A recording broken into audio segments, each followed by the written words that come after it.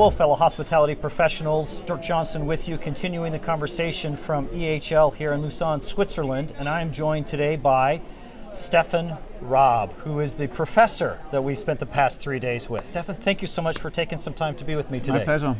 So we had a great conversation today about empowerment and how that is so important with the staff. Mm-hmm. What are some of the key things you wanted us to remember as students as we go off into follow our dreams about empowerment? Well, I guess the first thing you need to answer the so what question. Why should we empower people, right?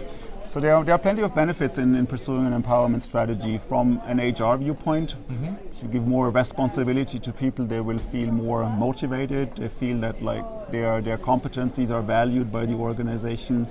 They will feel like they can take more initiative, be proactive in their tasks, and generally might perceive this as a reward from the organization that prompts them to feel more engaged, more committed to the organization, and potentially can also yield higher job performance. Yeah, no, during the day we had talked about making sure that the empowerment piece is matched not only to the individual but also to the task at hand, and making sure that that mix comes together for the right pattern. True. One of the key questions you want to ask yourself, obviously, when you empower people is whether they have the required skills and competencies for the empowerment process. It makes no sense to dump tasks on people that are too complicated for them or that exceed their skill set. Right. Then the end result will not be psychological empowerment, but it will be frustration and demotivation. Yeah, both things we don't want in a workforce and in a workplace as we go forward. So as we continue our conversation of empowerment, there are a couple of key things that we know as managers or leaders that they need to be doing with the empowerment piece. Mm-hmm. Sure, there are do's and don'ts, you could say. On the do side, empowerment is something that needs to be a credible organizational policy. It needs to come from the top. People need to believe that they are in a risk-free zone when they engage in empowered action. That points us to the don'ts. One of the worst things you can do when you credibly want to empower employees, frontline service employees in your organization, is to punish them for mistakes they commit, because that will send the signal that empowerment is not an honest policy and that they might be taking personal risks when they act in an empowered way. Yeah, and that's not only as part of the learning process as an employee grows and develops. I mean, they have to be able to have that freedom to try something and see it not work, and then learn from that mistake, and be able to develop as they go. You have to take forward. failures and errors as a learning opportunity, basically, rather than an occasion for punishment.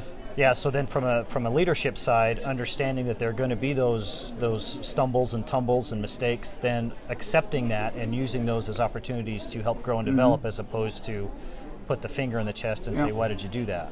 Correct. Another caveat is that empowerment strategies might be easier to implement in certain parts of the world compared to others.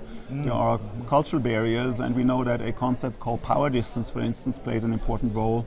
We have certain cultural areas of the world, especially East Asia, parts of the Middle East, parts of South America, where people are maybe a bit more reluctant towards empowerment because they perceive that a superior is there to play the role of a superior, and then acting in an empowered way might be in a way challenging their authority, challenging their natural role as a superior, and therefore people will be a little bit more reticent, let's say, in terms of taking responsibility and acting in an empowered way. Yeah, as you talk about that, the story that comes to mind is in a Korean airline where the pilot was making a mistake and the co-pilot knew it, and the co-pilot didn't say anything. Did not point it out precisely. And the plane crashed and everybody on board was killed. And I know that the airlines then made adjustments so the co-pilot, from a cultural standpoint, could now speak up and say something to the superior, which before was totally taboo and unacceptable. Good example related to what we mentioned before. Yeah, excellent.